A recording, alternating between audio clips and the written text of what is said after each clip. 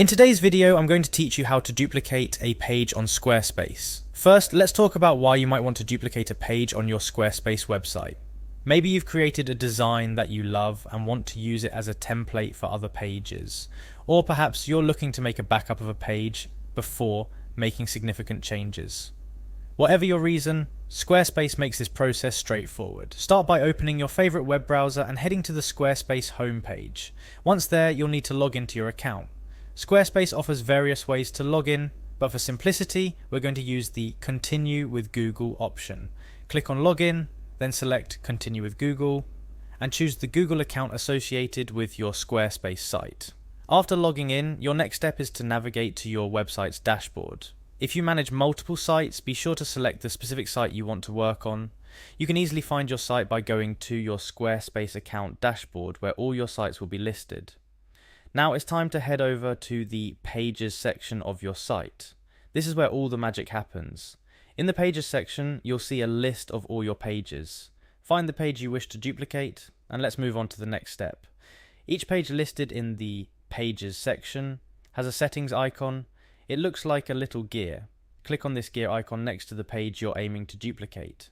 This action will bring up the settings menu for that particular page. Within this menu, you'll find various options. But for our purpose today, we're interested in the Duplicate Page button. This button might not jump out at you immediately, so take a moment to look for it. Once you find it, give it a click. A pop-up window will appear asking you to confirm your action. This is just a precaution to ensure you don't duplicate pages accidentally. Go ahead and confirm your selection by clicking on Confirm. And that's all there is to it. You've successfully duplicated a page on your Squarespace website.